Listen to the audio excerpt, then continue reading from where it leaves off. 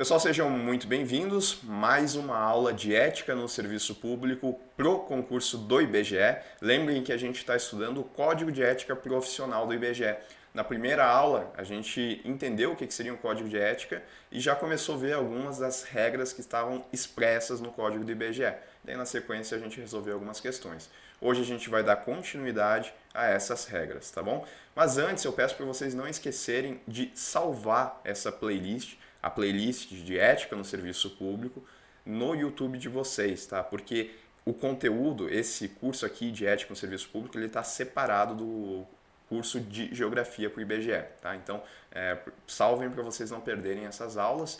E onde é que vocês encontram essa playlist? A playlist ela está na descrição de cada vídeo. Então, se vocês abrirem a descrição lá, vai ter um link para a playlist, vocês abrem a playlist e salvam ela. Mais uma coisa que eu peço para vocês também, para eu entender que o conteúdo ele está sendo relevante para vocês, que está auxiliando vocês na preparação, é sempre lembrar de deixar o like em cada aula, porque daí com isso eu consigo ver que o conteúdo ele realmente está sendo útil e para eu continuar aqui postando as aulas, certo? Então, dito tudo isso, a gente vai aí dando prosseguimento. Lembrem que a gente está vendo o capítulo 1, seção 1 das regras deontológicas, agora a gente vai para o próximo inciso. A função pública ela deve ser tida como exercício profissional e, portanto, se integra na vida particular de cada servidor público. Isso daqui a gente até resolveu alguma questão que falava isso, né? Basicamente tá falando aqui que a vida particular, a função pública ela tem repercussão na vida particular do servidor público. Com certeza aqui no âmbito do IBGE, né, especificamente. Assim, os fatos e atos verificados na conduta do dia a dia, em sua vida privada, poderão acrescer ou diminuir o seu bom conceito na vida funcional. Eu digo específico do IBGE porque a gente está estudando o Código de Ética do IBGE, mas isso vale aí para qualquer função pública. Então, basicamente, está dizendo aí que o agente do IBGE ele faz durante a vida particular dele pode ter repercussão na função pública dele. As duas coisas não são dissociadas completamente uma da outra. É um compromisso aí que quem assume uma função pública tem, é uma responsabilidade, né? Visto aí a função que ele está ocupando. Tá? Então essa é a primeira, lembrar aí que o que ele faz na vida particular pode aumentar ou então diminuir o seu bom conceito na vida funcional. Do mesmo jeito que se ele atua muito bem na vida profissional, na vida particular dele, o que o código está falando é que pode acrescer aqui o conceito dele na vida funcional, que é o que ele executa lá no IBGE. Bom, vamos lá. Salvo os casos de segurança nacional, e olha só, eu já acho importante começar a destacar isso daqui, tá? Então, segurança nacional, investigações policiais ou interesse superior do Estado e da administração pública. Notem aí que são 3 pontos, tá? Segurança nacional, investigações policiais ou interesse superior do Estado da administração pública a serem preservados em processo previamente declarado como sigiloso nos termos da lei. A publicidade de qualquer ato administrativo constitui requisito de eficácia e moralidade, ensejando a sua omissão, ou seja, se a gente não der publicidade aos atos administrativos, tá?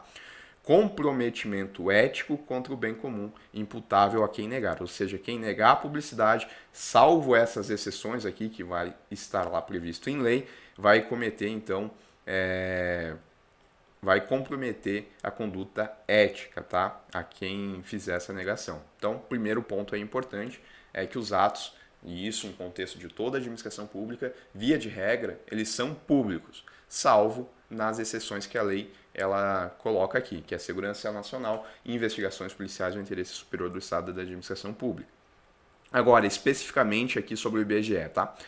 Entretanto, e olha só, mais uma exceção, os dados, deixa eu trocar a cor aqui para ficar melhor para vocês, os dados individuais de pessoas físicas ou jurídicas coletados pelo IBGE são estritamente confidenciais e exclusivamente utilizados para fins estatísticos.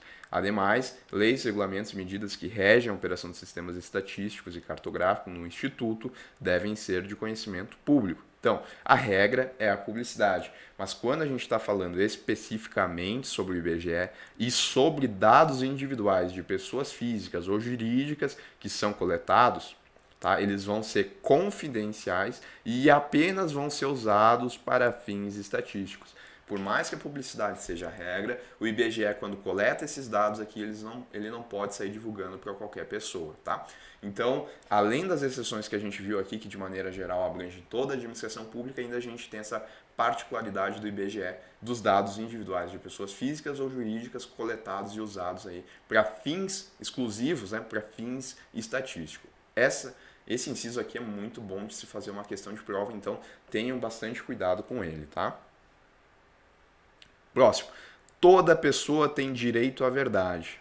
O servidor não pode omiti-la ou falseá-la, ainda que contrárias aos interesses da própria pessoa interessada ou da administração pública. Então, está falando nesse início aqui, né, que a verdade tem que prevalecer. Ainda que contrarie quem vai escutar essa verdade, a verdade tem que prevalecer.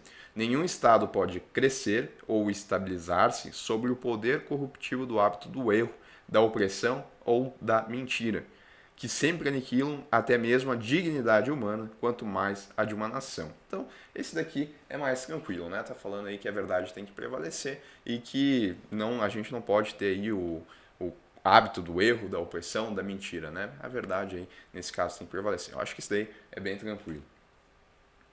Vamos lá, mais um. A cortesia, a boa vontade, o cuidado e o tempo dedicados ao serviço público caracterizam o esforço pela disciplina. Tratar mal uma pessoa que paga seus tributos, direto ou indiretamente, significa causar-lhe dano moral. Quem é que paga tributos? A gente já viu isso, né, na aula passada. São os cidadãos e também os próprios agentes públicos, né? O pessoal paga os tributos para ter acesso aos serviços públicos. Então, quem está do outro lado, né, quando a pessoa está na função pública, ela não pode tratar mal essas pessoas que estão pagando por esse serviço. É como se a gente fosse num restaurante para comer alguma coisa e as pessoas que atendem nesse restaurante tratassem a gente mal. Então, nessa situação aí, a gente teria um dano moral, né? Da mesma forma, causar dano a qualquer bem pertencente ao patrimônio público, deteriorando por descuidado ou má vontade, não constitui apenas uma ofensa ao equipamento, não apenas ao equipamento, tá? E às instalações ao Estado, mas a todos os homens de boa vontade que dedicaram sua inteligência, seu tempo, suas esperanças e seus esforços para construí-los.